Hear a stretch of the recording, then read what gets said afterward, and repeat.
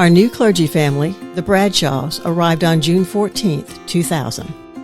The youth mission trips continued, as did the Disciple Bible series and our participation in the Sanford Christmas Parade. The Sunday school was active, as well as United Methodist men and women. There were many short-term studies, including the beginning of the Healing Prayer Ministry, led by Phyllis Estep, who is a certified spiritual director. Members of the team continue to offer prayers on behalf of those seeking any type of healing. On October 2004, we celebrated our 130th anniversary. Many friends, families, and former members came for a day of reminiscing, great worship, and delicious luncheon in Fellowship Hall. Toward the end of the decade, the church began a refocus initiative, making an effort to align with our mission statement, to know Jesus and to make him known. Reverend Jim Bradshaw decided to leave the ministry, and in the summer of 2009, Reverend Nick Gooden was appointed new pastor. After a few short months with us, it was discovered that Nick suffered from an advanced stage malignant tumor and was not able to continue his duties long into the new year.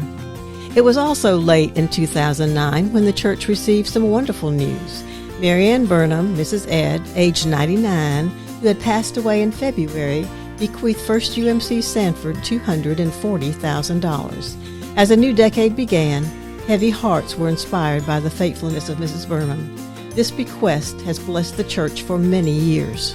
Between mid-January and July of 2010, we were blessed by many pastors within and outside the conference as they acted as fill-ins. The Reverend Dean Hill, New York Conference, retired, filled in for over a month, and the Reverend Dean Whitten, also retired, for 7 weeks, as well as Reverends Troy Ray, Wayne Wyatt, and our youth director, Mike Atchison. On July 1, 2010, Reverend Jimmy Jones was appointed pastor. A highlight of his time with us was a mission trip to Costa Rica, where he and 8 of our members worked at a mission for a week. The arrival of David Charlton and family in January 2012 began a period of more community involvement for the church. It was David who opened Fellowship Hall for the picnic project to serve meals when the city no longer allowed them to do so in the park. He began the tradition of our pastors connecting with the guests at the meals and inviting them to become a part of us. Mabel Thomas, the church's only Denham Award recipient, passed away in February of 2012 and left the church $100,000 designated for missions. It was decided by the missions committee that only the interest would be withdrawn and used each year, leaving the principal intact. There have been years when the market was down that we were unable to withdraw funds, but most years missions have benefited from this wonderful gift. It was determined that a more casual evening service was needed. It was aimed at those who were unable or uncomfortable attending the morning service but desired worship. Kaya, Come As You Are, service began at 5:30 p.m.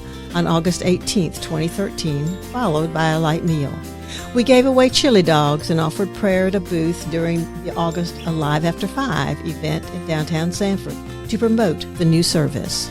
In December of 2013, a lease with 4C, Coordinated Community Child Care, for their Head Start program was signed for use of the downstairs classrooms of Fellowship Hall, with classes to begin February 2014.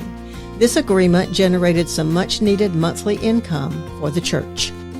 To commemorate the 100th anniversary of the laying of the sanctuary cornerstone at the church by the Grand Lodge of Free and Accepted Masons of Florida in 1914, the Grand Master of Masons in Florida, assisted by the Grand Line Officers, conducted a cornerstone rededication ceremony on Sunday, August 10, 2014. For many months, a group of ladies worked diligently dividing our church into neighborhood groups. By November 2014, leaders had been named and encouraged to meet with their group. Some met, partied, studied, and/or generally kept up with each other. Others never really seemed to click.